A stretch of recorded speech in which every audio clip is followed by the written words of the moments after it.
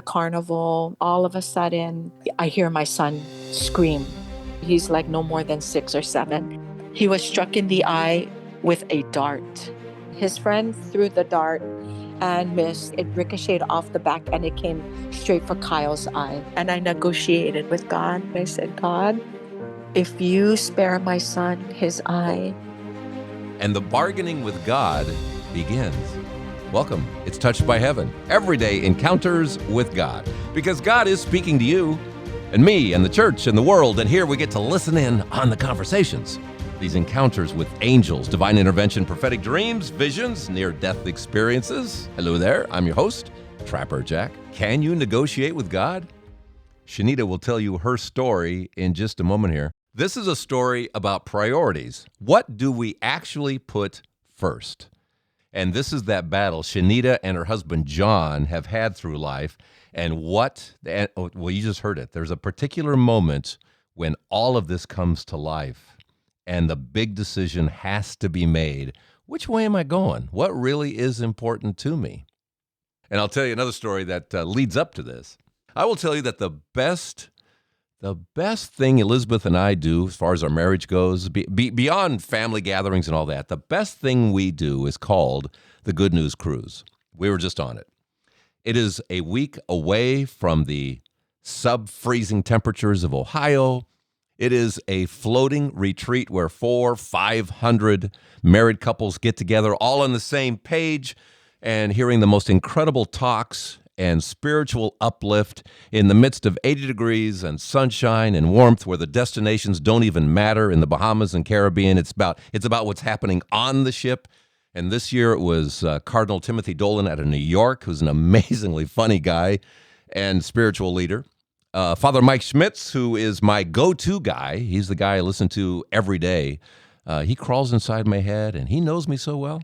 And then we had, my buddy, Dr. Ray Guarendi. He's a psychologist, and all these incredible, the best of the best speakers for a week of this. And all you do is soak it in. There's nothing you can do, nothing you have to do.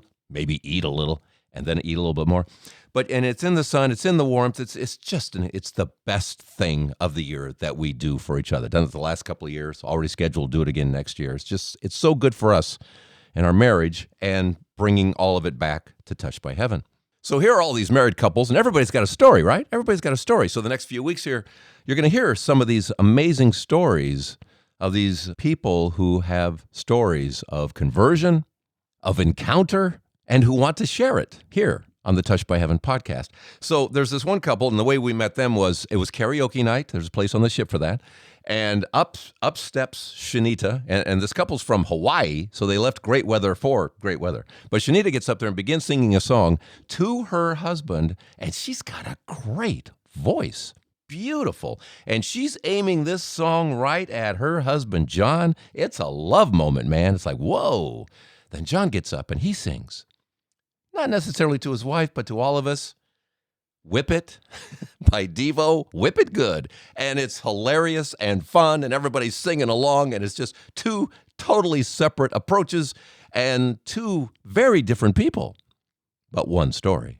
When you hear what I have to share, our commonalities, you would be like, okay, God knew what he was doing, and he put these two opposite people together. I mean, it's crazy. This is a story of dreams. We all have them, right? Dreams. Shanita with that great voice singing very early on. I mean, she's picturing Carnegie Hall in her future. She's picturing fame and fortune. And I got to say, you're singing your song and it's sweet and you're devoting it to your husband. What's the name of the song? From this moment. From this moment. I mean, from your heart, you're singing it. You got a beautiful voice. I was a voice major because all my life, my earthly father, who's now in heaven, has always told me that my voice came from God. Talent competitions, and I would get so nervous and all of that. And I'd be like, Daddy, I can't sing. And he goes, okay, pretend no one's in the audience but God and sing only to him.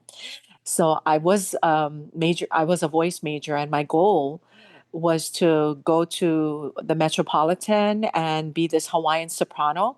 But then things changed when this young, handsome, overly friendly gentleman popped into my life. What does that mean, overly friendly? He was just himself.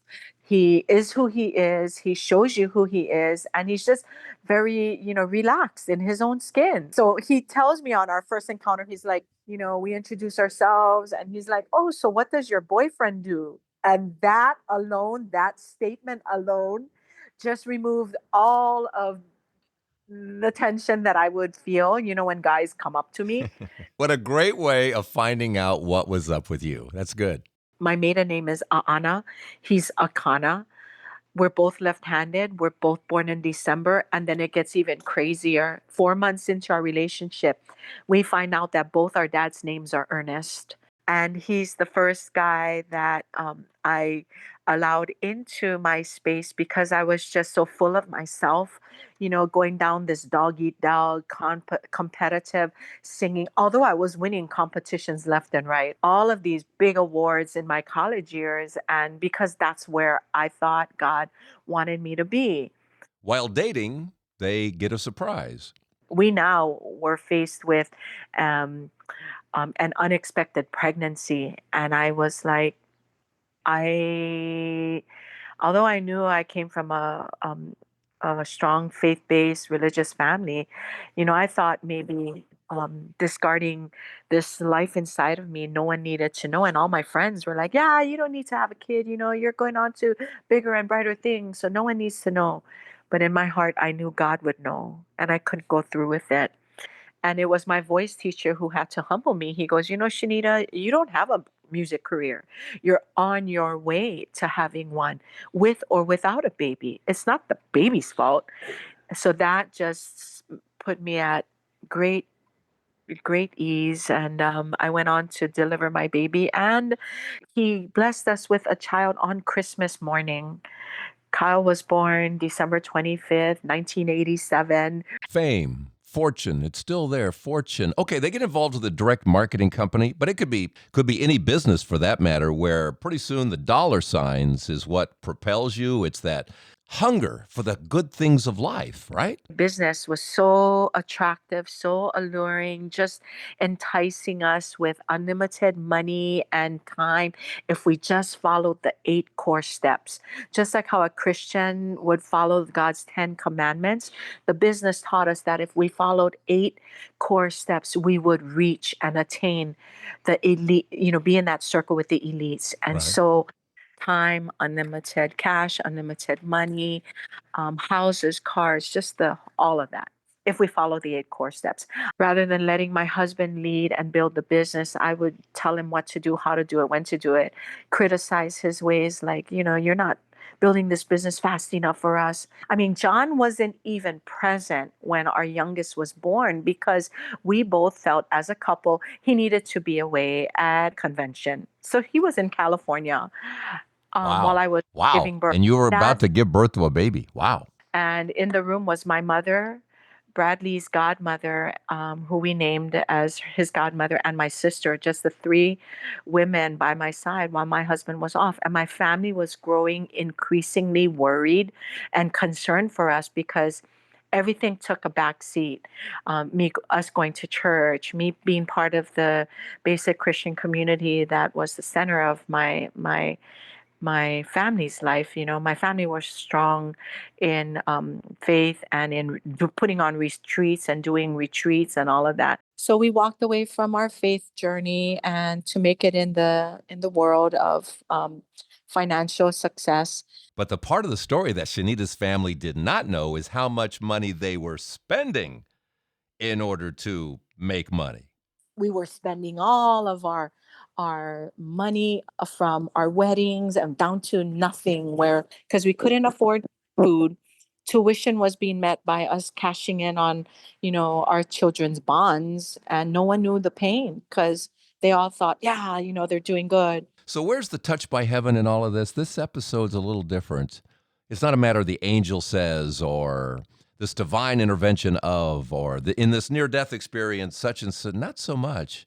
It's more the everyday in the sense of God's hand where we can say yes to God or we can say no to God. And John and Shenita are about to be offered something here. Which way do you want to go? Is it fame and fortune and all that kind of good stuff and have some kids and okay? Or perhaps is it more It's not the fame and the fortune, it's faith and family. They're going to have a choice real soon. Learned the hard way through a tough, painful journey. And that's where my testimony of conversion, coming back to God, comes into play. My winning spirit, my determined, persevering side of who God created me to be, was turning out to be, wanting this so badly. Like it turned into a fighting spirit because we were so attracted to the world, yeah, and all of its trappings.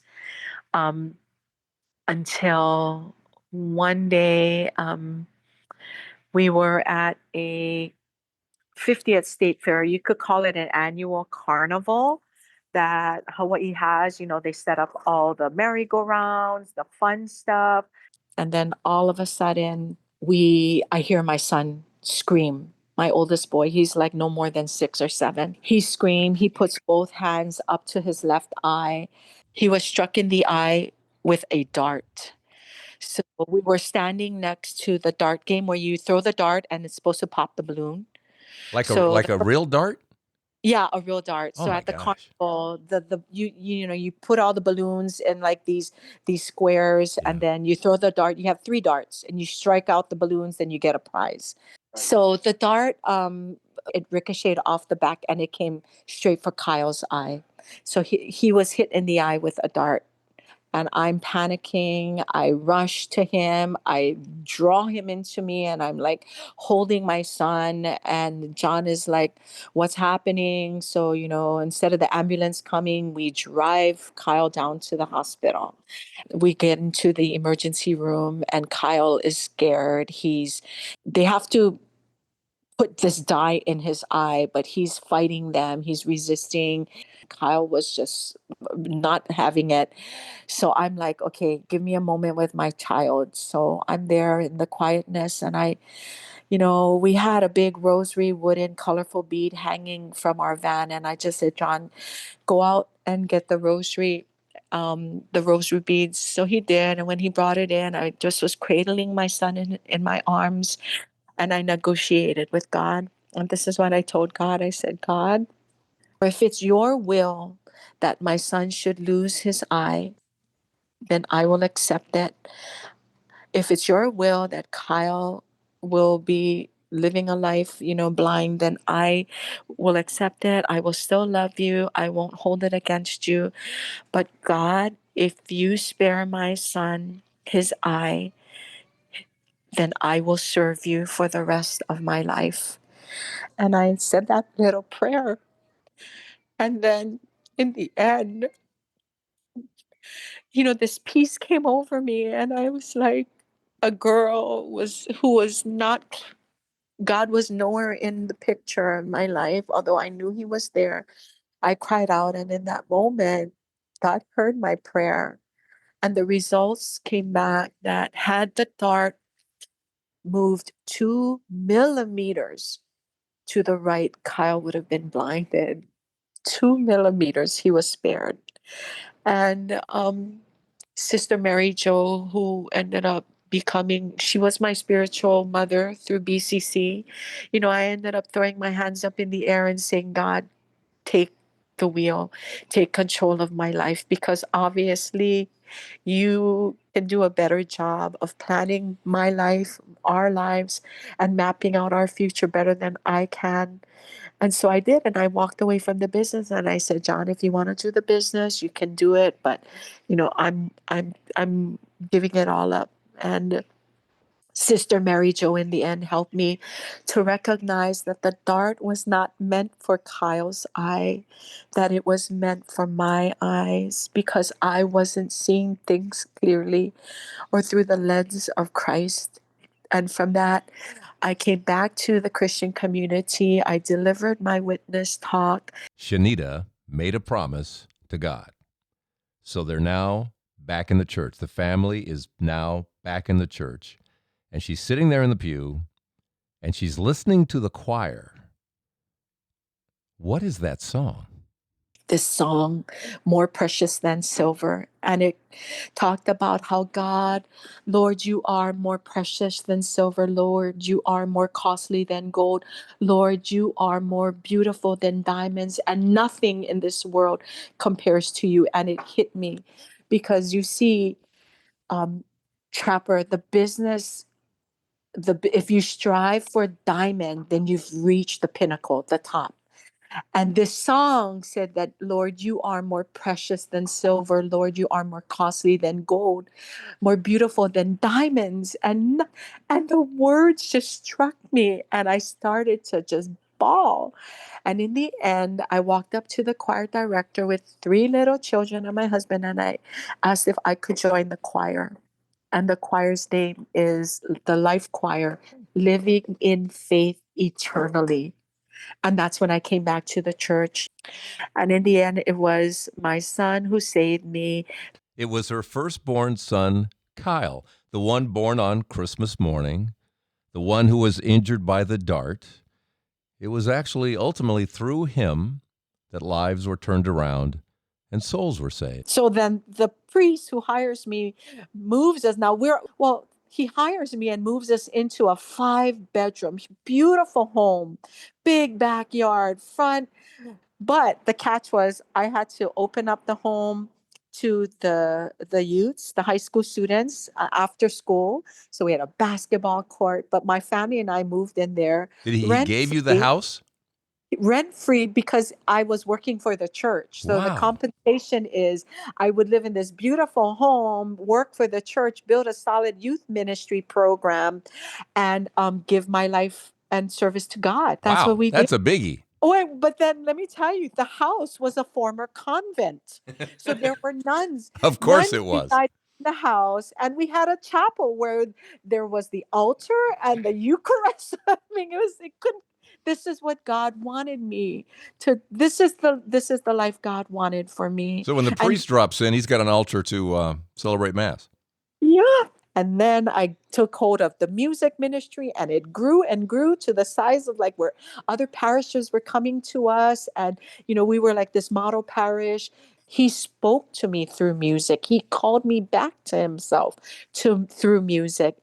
Music. Yeah, let's talk music because I talk about the songs that bubble up in my head seemingly out of nowhere, but we know where that nowhere is. A couple of songs came up while putting this together. One has to do with the rationalization of, well, I'm supporting my family and all that, and we all face this. This isn't just a Shanita John thing, right? Boy, I've had some moments in my life too where I was just chasing the dollar. That was God. And the rationalization within it. But I love the song that bubbled up. It's out of Les Miserables. You've seen the scene. Perhaps Anne Hathaway is surrounded by these lovely ladies. Lovely ladies waiting for a bite. Waiting for These lovely ladies of the evening attempting to convince the Anne Hathaway character that, hey, this is an easy way to make a living. Just follow the dollar. I mean, you can do this job in your sleep. And besides, you have to take care of your family. Got a daughter who's sick and all that. So, we all have played the rationalization game. Been there, done that. How about this one? The other side of the coin. As I'm being followed by a moon shadow, moon shadow. Moon Shadow. I'm being followed by a moon shadow. Cat Stevens. Interesting song. Cat Stevens said, I think he said it was his favorite song, Optimus theme song, Optimus anthem, because he's saying, hey, I don't have hands anymore. Well, great. I don't have to do any more work. I don't have legs. Well, then I don't have to walk anymore. I don't have eyes. I'm not going to cry anymore. Isn't this great? In these horrific moments, he's saying, look for something. Look for something a little deeper. Look for a blessing in all of it. And the blessing, of course, is now the life that is now being experienced by Shenita and John, ultimately fueled by the birth of Kyle, an unplanned pregnancy, and by a dart. I was able to use my opera voice and put this beautiful concert repertoire together. I didn't tell you, but my profession is I'm a chorus teacher. I teach chorus to 7th and 8th graders. Tomorrow, I will resume my time as a full-time music teacher, running an after-school glee club, getting my students ready for a Southern California trip to sing at Universal Studios, Knott's Berry Farm, do the whole spring break trip. But I'm very passionate about what I do. God has been so good. I've taught the students a lot of God-centered music, and how I get away with it is I bury it in foreign language. So I teach I teach them the Lord's Prayer in Samoan. I teach them Deo Dicamus Gratias, to give thanks to God, in Latin, and all the communities sit back and they cheer and they clap for the kids. But yeah, I get away with it. And That's God hysterical. is looking well.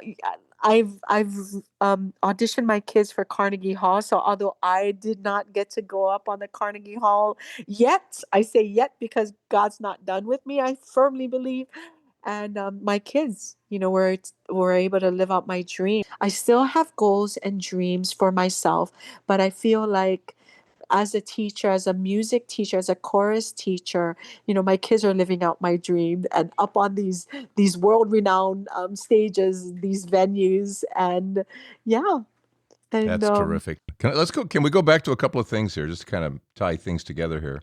The dart incident, you mentioned 2 millimeters, and if anybody knows what a millimeter is, 2 millimeters is nothing, and all yeah. of a sudden his life is different. So, what did transpire out of that? He just recovered. The vision was okay. Tell me what Yeah. happened. So my son is now 37 years old, and he is a licensed, how's this? He's a licensed tattoo artist. I'm hearing a that lot about tattoos lately, so there that you has go. to put he has to put a needle in other people's bodies, and he's so good at what he does. He's an artist. He's an artist, Yeah. and without his eye, he wouldn't be able Yeah. to do what he's doing. Wow. So yeah, that dart was not meant for Kyle's eye. It was meant for my eye, Trapper. And Sister Mary Jo helped me to see that. But I could go on and on and on and on. So I always ask my guests, what's the takeaway? So what's the takeaway for you, Shanita? I think God wants to use me in a greater capacity to be a witness, to share the good news, to share my testimony. There's plenty aloha, and God is love. Aloha means love. It means hello.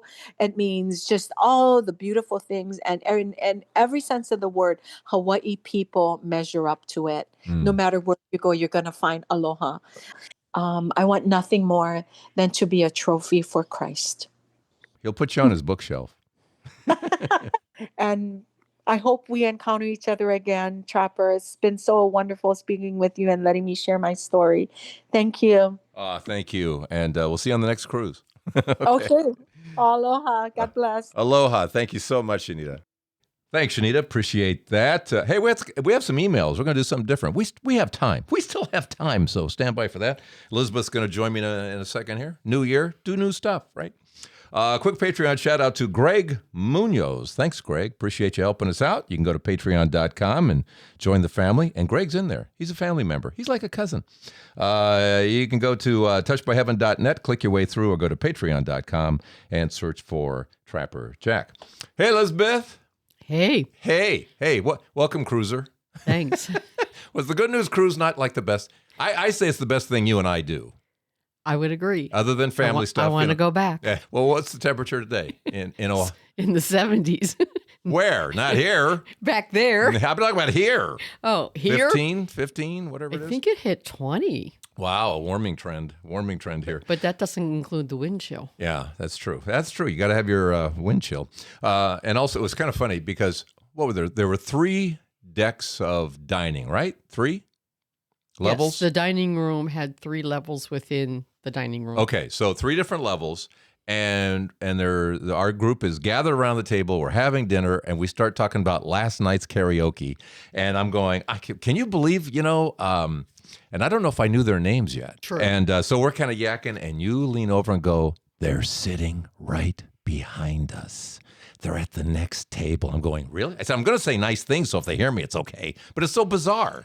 Because, and then, who was it? But don't forget, our peeps had participated just before they did. Oh, that's true, too. Oh, Angie and Maura, incredible.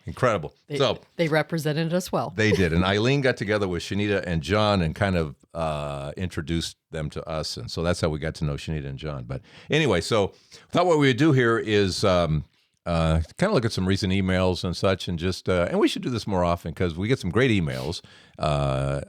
mostly complimentary. Mostly. Mostly. And we'll throw in one that wasn't, and we'll kind of go from there. But what's the first one? Who's this? Is this Grace? Yes. Okay. You're helping people sleep again. Oh, another one of those. Okay, let's hear it. I started listening a lot again when I was pregnant with my youngest, Hosea, who is now 8 months old. I had very strong and frequent Braxton Hicks contractions almost every night for the second half of my pregnancy. So I listened while I was up and unable to sleep. Life has been very busy since Hosea was born, and I haven't listened much over the last 8 months until this past Sunday. Hosea is getting 2 top teeth right now and was absolutely miserable on Sunday night. I've been trying to put him to sleep for around 2 hours and was having absolutely no success. Nothing was helping. He was screaming and arching his back and shoving away from me no matter what I did. It was late. I was tired and feeling desperate. I had the thought to turn on the newest episode of Touched by Heaven that released earlier that day. So Isaiah heard the opening sound and immediately recognized it and started settling down. Within a couple of minutes, he was sleeping like a rock. I tried turning it off a couple of times throughout the night, and every time I paused it, he'd wake up and started fussing until I turned it back on. So thank you for the podcast. It's been educational and encouraging and put my baby to sleep when absolutely nothing else would. I am such a snooze. I am. I admit it. Now, the guy who's the best preacher on this is our firefighting friend, Danny Sheridan out of New York, episode 110. And he will tell me, I got through the first part of the last episode, Trap, and I fell asleep. It usually takes him about 4 tries. It usually takes him, he's listening, because he listens at night. And about fourth time he goes, I got all the way through it now. But I'm telling you, if you're having trouble sleeping, folks, this will not knock him off. I love the fact that the baby, 8 months old, there's that sounder at the very beginning, which, by the way, was created by my son. It actually was 2 different sounds merged together, that or whatever that is, totally self-created there. But anyway, so, and hearing that and then going, oh, new episode. I think it's hilarious. So if you're having trouble sleeping, folks, forget the medication. Just flip on. Just tune in to just the podcast. Random episode. Just go to any episode you want. You'll be gone. It'll be outstanding. All right. Who's next? All right, got one from Mary. Okay. I'm so upset and saddened that people voted for a person that uses his platform to spread hate, racism, and anti-Christian messages. I was especially upset hearing Christian leaders promote Trump. I still can't figure how this is. I was hoping I had found one uplifting place without divisive politics. I was disappointed to see episodes regarding Trump here. In good conscience, I am turned off. I know I am one listener, but felt the need to express this. I agree. I am done with this podcast. And anytime you mention that man's name, I have had it from here. Thanks for the email. And to your point, thank you very much for saying why you're leaving. And I couldn't agree more. We don't do politics here. However, I do music and I do ref. It's just fascinating. I don't care if the music is in regards to Biden, if it's about Pope Francis, if it's about Joe Blow. I don't care. If the Holy Spirit gives me music and wants me to do something with it, I'm going to do something with it. The thing that happened now it was a year and a half ago, whatever it was, August of 23, when the first thing I think I got was the referee thing, where I find this, I guess it was a dream, vision, whatever it was. The referee at a football game running for a touchdown, scoring. The referee was scoring. I didn't see anybody else on the field but the referee. And he came to represent me. And then I heard the word impartial. In other words, be a referee, don't root, be impartial, but say what you're getting and discern the best you can, but stay out of it. Don't root. If you have a favorite in this game, don't root. Because referees, you got to figure, when they're at a game, they probably have a favorite, a team that they'd rather have win. Just humans being humans. You know, and if you're a referee, you're into sports, so you might have favorites, but you're supposed to put that aside. Okay. So I'm to be the referee, and then this music starts bubbling in August of 2023. And it's really interesting. I'm not crazy. I'm just a little unwell. And I feel, and I'm in Eucharistic adoration. I'm in a church when this is happening. I was in a church. And it's like, okay, I'm supposed to pay attention. And I get this infusion. It's about Trump. I'm going, well, okay, go home and look at the lyrics. Okay, interesting.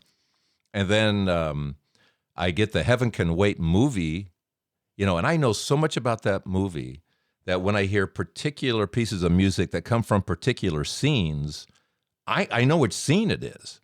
So I hear the Heaven Can Wait. Okay, it's a guy who's quarterbacking the Rams, wants to go to the Super Bowl.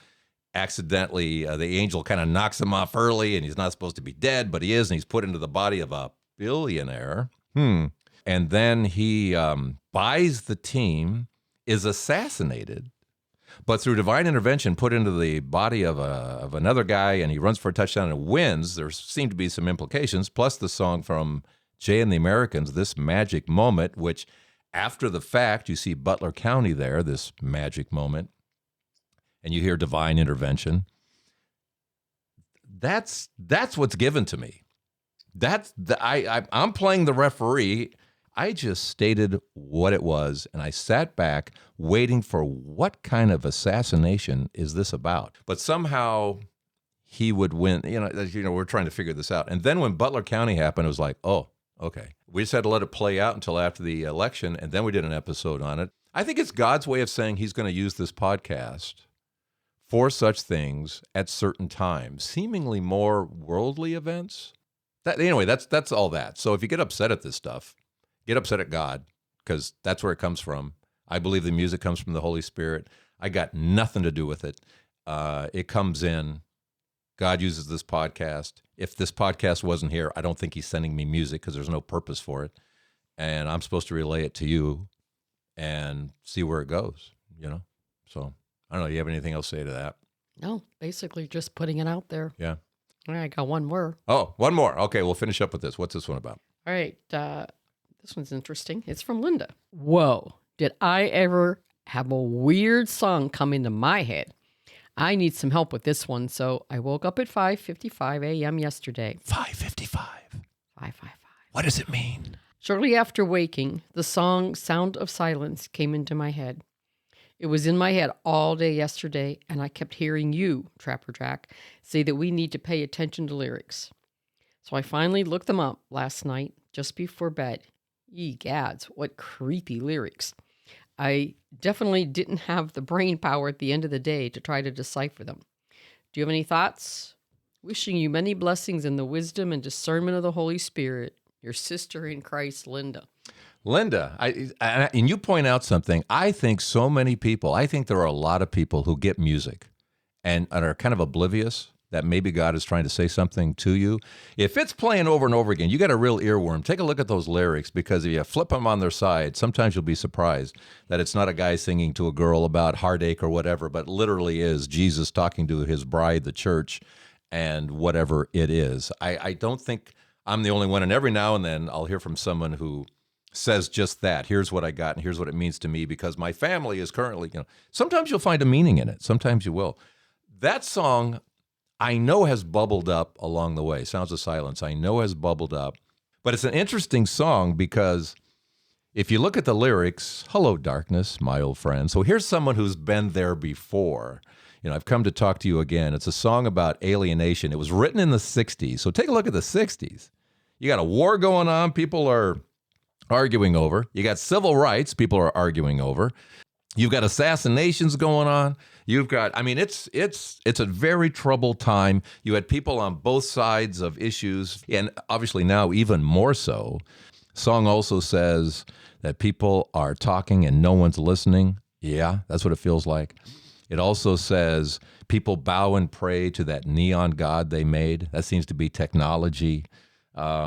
It's like it's away from anything spiritual. Doesn't that sound like the world today? Pretty much. Nobody's there's just nobody in the middle. It's just left side, right side, whatever side that you want to call it. So I think that pretty much depicts where the world is.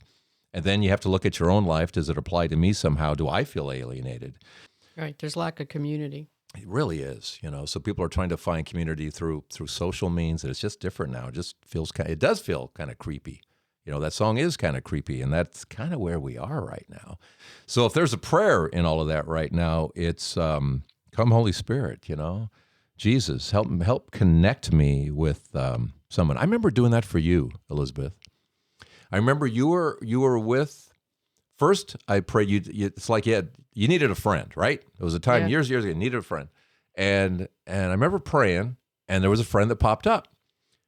But as time went, and it really had some nice spiritual connections for you, but a bit dour, shall we say? And so I prayed for a friend, and you got another one. You got another friend, and this one a little more upbeat, and also had a spiritual lean to her too. So you pray for this kind of stuff, and God's listening. He wants you to be connected, with friends and spiritual natures and people on the same page and such.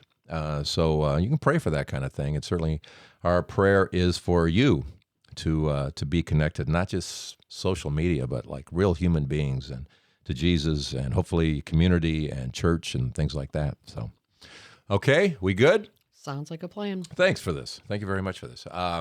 And we'll see you next week. Let's see. What else I was going to quick thank you again for your Patreon help. Appreciate that. And I need your story. What is your story? Let me know here at touchedbyheaven.net. And I will see you next week at Touched by Heaven, Everyday Encounters with God. I'm A licensed tattoo artist.